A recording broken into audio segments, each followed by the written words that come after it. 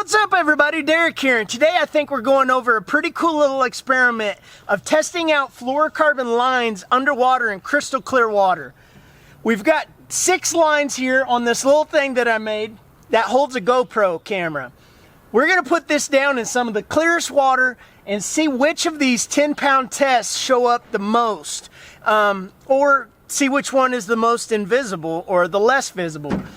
But this is a pretty cool experiment because if you believe in line shyness theory with bass getting spooked in clear water by being able to see the line, a lot of people switch over and they will run a fluorocarbon or monofilament leader, but especially with fluorocarbon leaders, whenever you're running braid or anything like that and you want to get more bites going that way, you want to be with the best line that is the least visible for the fish to see so they don't get spooked.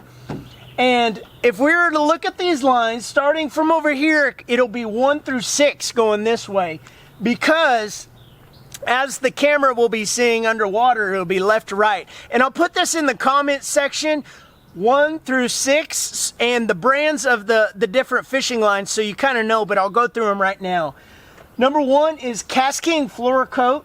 Number 2 right here is P-Line. Number 3 is Vicious. Number 4 is Strin. Number 5 is Berkeley Vanish. And number 6 is Seaguar Red Label. And these are all decently priced fluorocarbon lines. They're not really that expensive. You can get decent prices on these things. You could, if you're going to spend over $20 most typically on a fluorocarbon line, that line better be invisible for the most part, because that's a lot of money when you start investing on fluorocarbon lines, because that stuff adds up over time.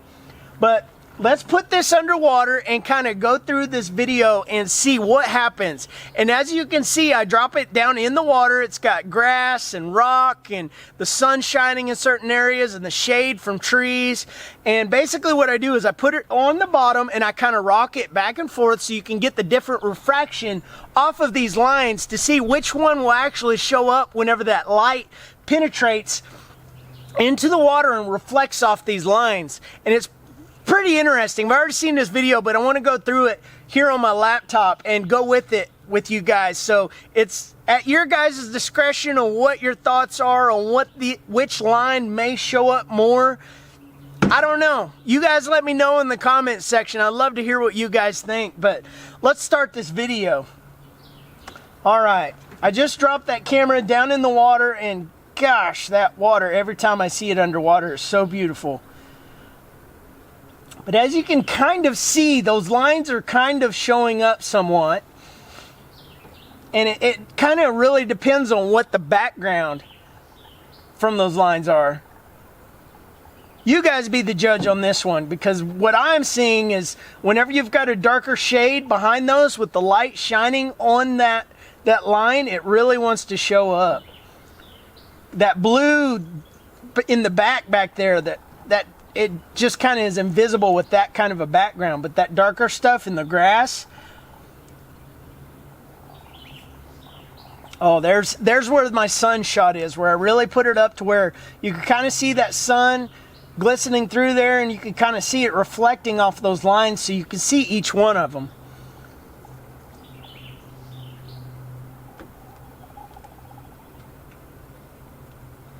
You can really see them, but not as well as you would think with that darker background back there. That Cascade on the far left is really doing good, and the far right, which would be the Seaguar Red Label, I believe. It's the middle ones that are kind of showing up a little bit more, where you've got, you know, Vicious, Strand, your Berkeley Vanish. Those are showing up a little bit more than. And that Vicious really is showing up to me. The Vicious and the Strand, the two middle ones. If you can differentiate between the two that I'm seeing right there. But this is the cool shot where I kind of just let this kind of float down the side of the bank there, and I just kind of walked with it to where it had different shadows and different angles of light hitting the line. And you can kind of just go through there and see which one most of the time is the least visible. Right there, they just all kind of go invisible.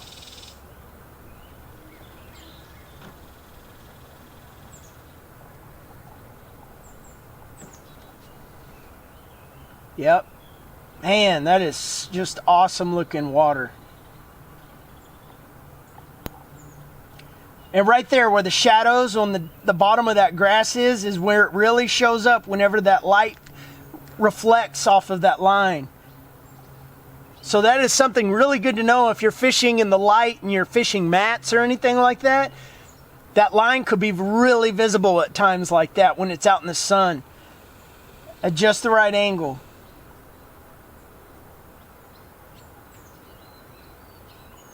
All in all, though, the lines are doing pretty good, especially right there. They're just kind of, that one on the far right kind of is really showing up right there. That would be that Cast King. Well, that was it. I don't know which one I would actually go with. Would probably have to be that Seaguar or the Cast King. The P line did pretty good, but the Walmart brands, the Vicious from Academy, those three were probably the three that I would probably not be using. But that's just kind of my thoughts. Let me know what you guys think in the comment section. I like doing little experiments like this. And if you've got a suggestion on another kind of line you might want to see or something underwater like this, let me know in the comments section too. But thanks for watching, you guys, and subscribe if you haven't already. Like this video if you liked it, and I'll see you guys in the next one.